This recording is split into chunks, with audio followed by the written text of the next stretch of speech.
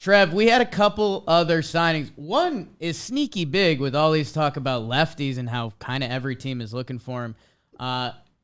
Anthony Rizzo resigns with the Yankees. Yes. Padres resign Nick Martinez, opts out of the 318. Here's your 3 for 26, a little extra $8 million at BBD money. Trev, both these teams wanted better help. They got better help. But you might need better help with your mental help, because that is just as important to feeling your best, and BetterHelp makes it easier to get started. The world's largest therapy service. They've matched millions of people with professionally licensed and vetted therapists, available 100% online. Fill out a brief questionnaire to match with a therapist. If things aren't clicking, you can easily switch. That's my favorite part.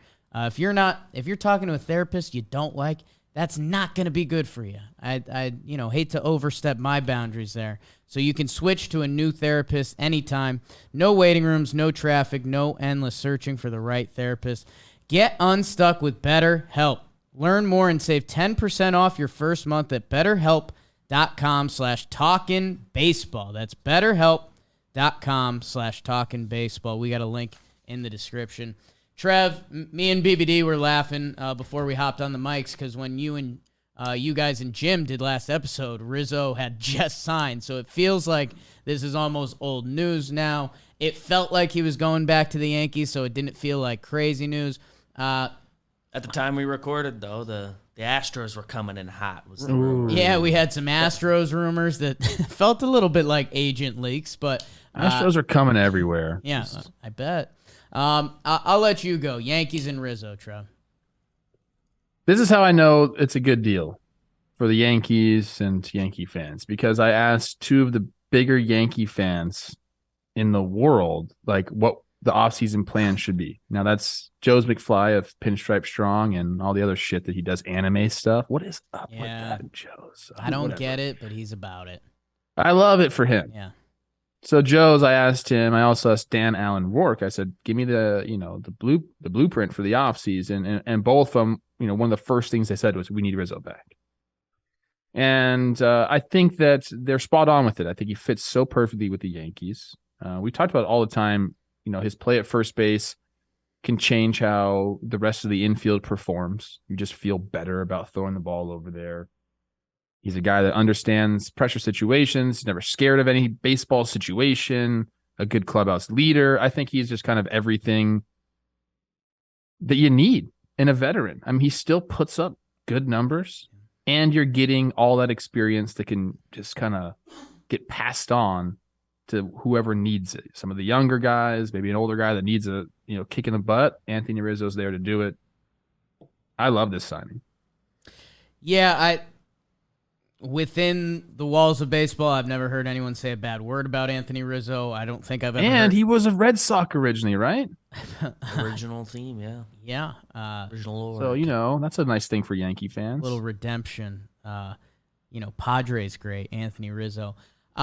Yeah, man, this is you've never heard anyone say a bad word about Anthony Rizzo. He came into our office. He was an awesome dude. He didn't have to. He was on like 2 hours sleep.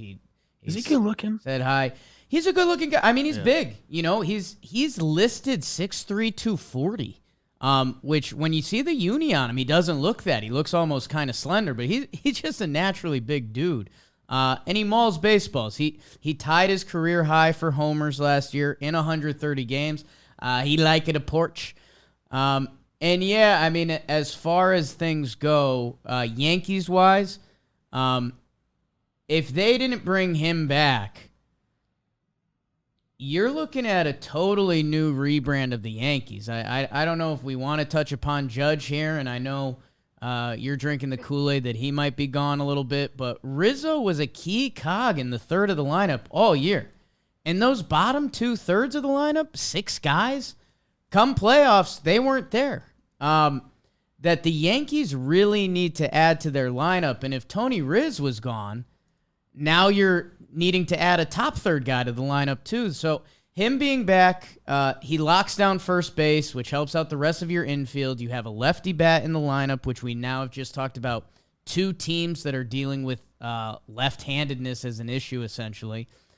The shift being gone, I know Jimmy did some Jimmy lytics on it that, if you add about 10 or so hits, that makes him a 250 guy. At Rizzo's point in this career, that feels more in tune with who he is. Leadership, everything you mentioned. And yeah, I mean, when there were Houston rumors, I'll tell you what, my heart dropped for a second. Because if this guy went to Houston, doesn't that feel like a Houston move? Like, oh yeah, Yuli's 39 now, so we let him go. But here's Rizzo, and oh yeah, he's gonna hit 7th for us, where the Yankees are begging him to hit 3rd right now. So I'm happy with the move. And Trev, I know this is kind of the BS-y part of it. Playing in New York can suck for some dudes. Rizzo loves it. He really does. He's about it.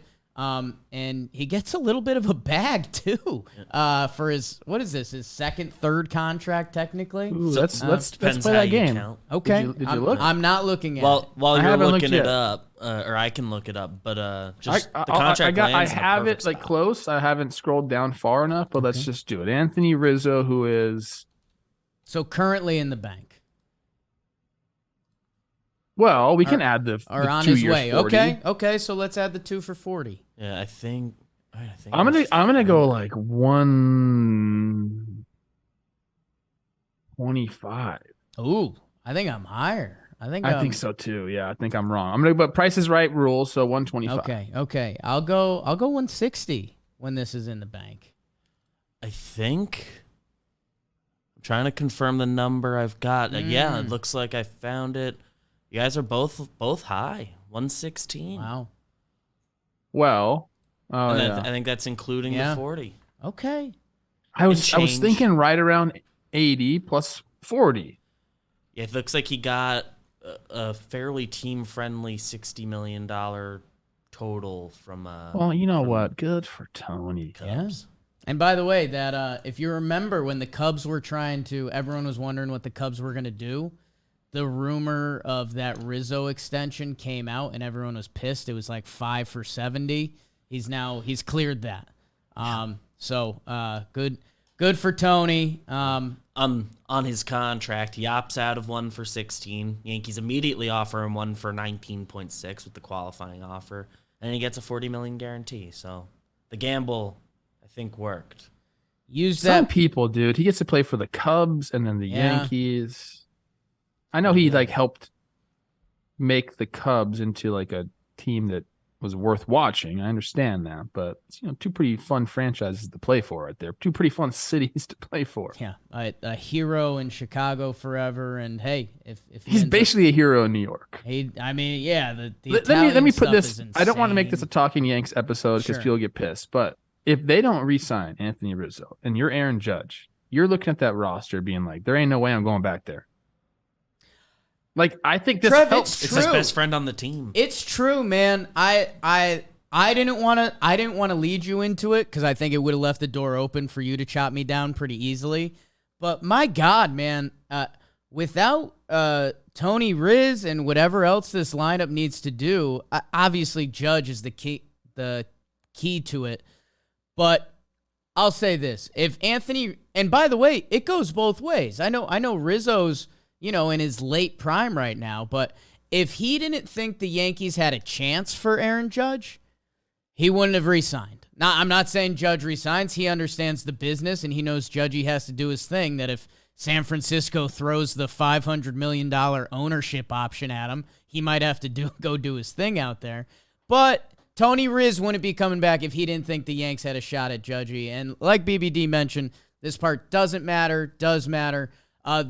The closest teammate I've seen with Aaron Judge has been Anthony Rizzo this past season. So do with that whatever you'd like. Enough Yankees. Enough goddamn Yankees. Hey, how'd you dap up Rizzo? Was it like this and then the hug? Was it straight hug? Was it a handshake? Ooh, that's a good question. I'm trying to go back.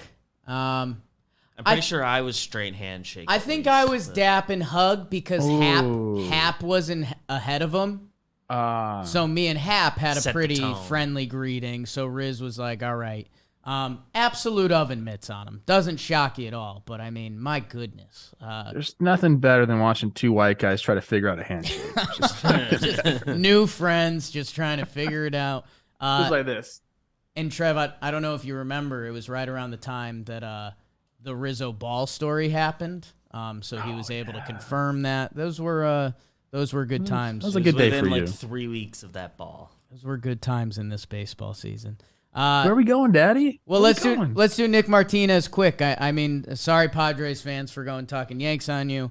But Nick Martinez re-signs, gets a little more cashish. Good for him.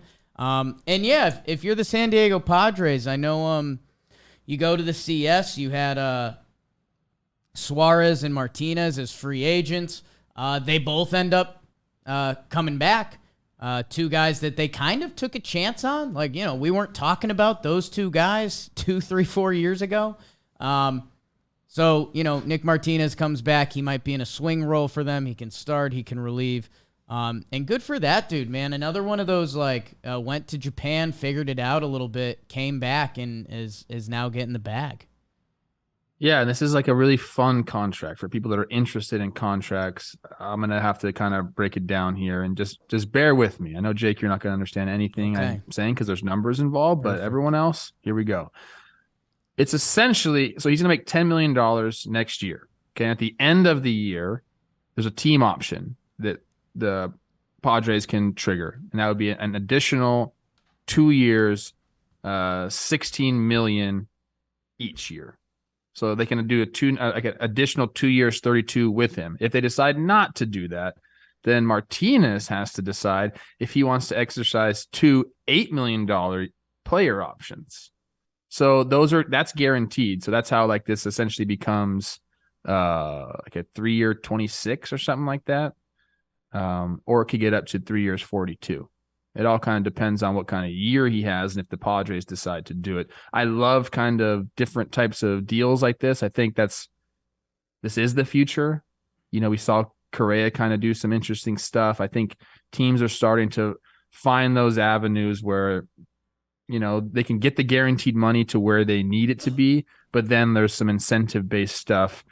Some fail-safes. Either gives them more money or they can save money if the incentives aren't hit. So it's a fun deal. And yeah, you're happy for Nick Martinez. He opts out of a deal that he had. Or is that what you wrote on the sheet, BBD, about this contract already? Yeah, he opted out of one move. He opted out of a 3 year 18 mil, and he gets 3 years 26 guaranteed up to. Yes. Okay. Yeah. He opted out of a deal that he had in place, and this is a new one. Gets the extra $8 million guaranteed, and then possibly some more if he pitches well next year, which is great. And I don't know. Sometimes I get too romantic about it, but I just want to picture. I want everyone to. You're Nick Martinez. You went to Fordham. You're coming up. You end up going up to the Texas Rangers. You get knocked around a little bit. You're playing for Nippon, and then you're playing for SoftBank. In the Japanese league as a 29 and 30-year-old, you're probably wondering kind of what's going on with your life. You just locked up, a 20+ million to pitch for the San Diego Padres. That's pretty awesome. That's pretty awesome.